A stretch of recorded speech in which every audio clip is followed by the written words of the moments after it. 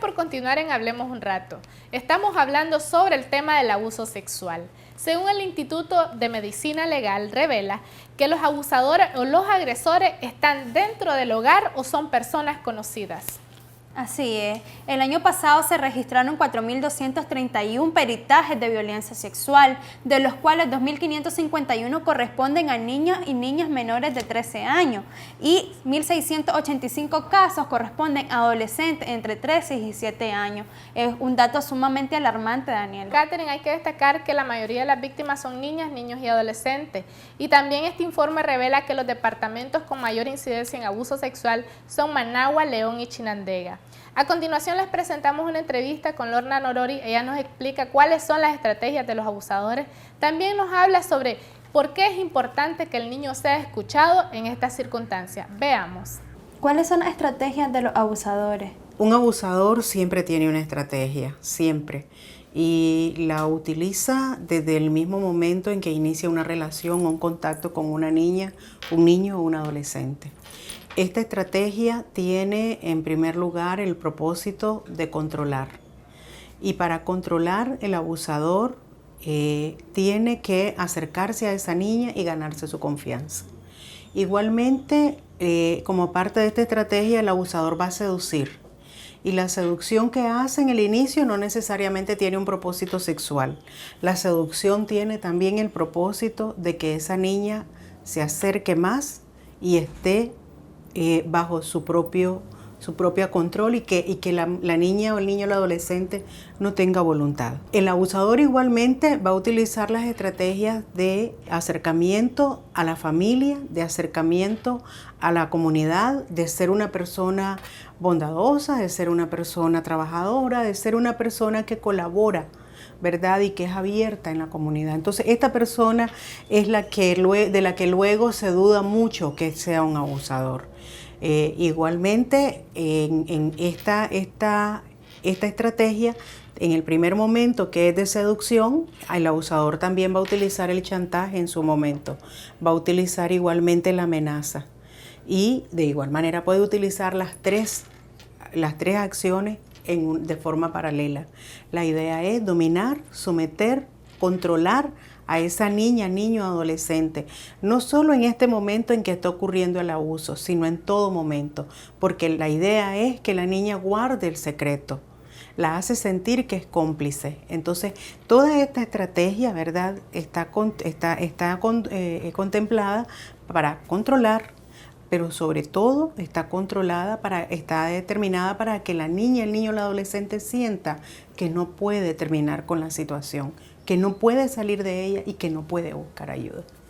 ¿Qué deben de hacer las madres y los padres cuando sus hijos les dicen que fueron abusados? Las madres, la familia, lo que tiene que hacer primero que nada es creer. Esto es bien difícil, porque siendo el abuso sexual una situación tan dura, tan dolorosa, tan cruel, para las mamás en la familia siempre asumen que el abuso sexual es algo que ocurre lejos de su casa, en el periódico, en la televisión, pero que no va a ocurrir cerca de ella y mucho menos con su niña o su niño. Entonces lo que ocurre en esto es que la mamá debe creer primero que nada.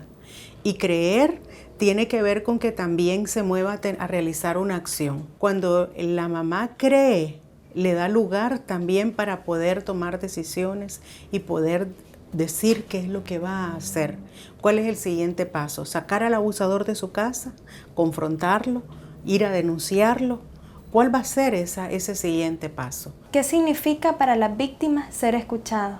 Lo fundamental para un niño, una niña o adolescente cuando ha vivido abusos sexuales, que le crean. Eso es fundamental. El abusador, desde su estrategia, ha ejercido tal control que le ha metido en la cabeza que nadie le va a creer, pero por otro lado también le ha metido el miedo que le va a ocurrir algo si habla.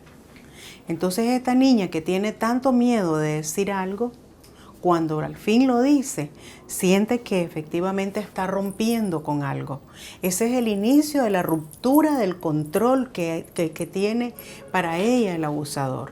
Entonces, para una niña, un niño o un adolescente, hablar de lo que le está ocurriendo es tan importante como iniciar ese proceso de salida, ese proceso de ir a otro ámbito en el cual van a poderse producir cambios en su propia vida, va a terminar con el abuso, va a poder confrontar a ese abusador, va a poder ir a declarar contra él en un juicio.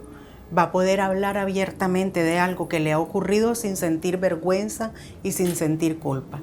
Entonces, cuando a una niña, un niño, un adolescente le creemos en lo que ha dicho, tiene la confianza para seguir adelante. ¿Qué significa para los niños y las niñas no ser escuchados?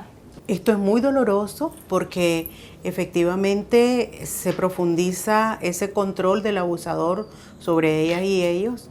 Llegan a asumir efectivamente que no es posible salir de ese cerco que ha tejido el abusador con su estrategia, pero además de eso, llegan a asumir que no es posible tener confianza en nadie. Llegan a asumir las niñas, niños y adolescentes que no vale la pena hablar, que no vale la pena vivir incluso, porque nadie les va a creer. Entonces, con todo lo que les ocurre, se quedan encerrados y encerradas en una condición traumática, pero además atrapadas en esa condición de desconfianza ante las demás personas. Porque igualmente el hecho de no ser creído genera que el niño o la niña tenga desconfianza hacia las personas a su alrededor. Sabe que no puede acercarse a ninguna de ellas. Esto es muy doloroso porque estamos hablando de que entonces la niña o el niño no tiene alternativas, pero que a su vez la secuela traumática se va complejizando. De esta manera concluimos el programa de hoy sábado. Recuerde que si su niño o niña le dice que está siendo abusado sexualmente, créale, usted más que nadie es su protector o protectora. No apaña al abusador sexual aunque esté dentro de la familia. Denúncielo, hay que denunciar. El abuso sexual no es algo normal, no es ningún invento. Hay que saber escuchar a los niños y a las niñas. También debemos detener esta violencia que está dañando la infancia y la integridad de niños, niñas y adolescentes. Y para el día de mañana les estaremos presentando cuáles son las señales físicas y de comportamiento que el niño o la niña presenta cuando está siendo abusado sexualmente. Además les presentaremos una conmovedora historia de una señora que nos cuenta cómo ha sido la lucha cuando denunció el abuso sexual hacia su hija por parte de un policía. También les presentaremos un reportaje especial de una comunidad llamada Arenal de Mazatepe, la que está trabajando en conjunto para la prevención del abuso sexual. Contáctenos por Facebook, por el correo y véanos en YouTube. Les saluda Catherine Estrada. Y Daniela Hernández. Recuerde sintonizarnos mañana a las 11:30 de la mañana.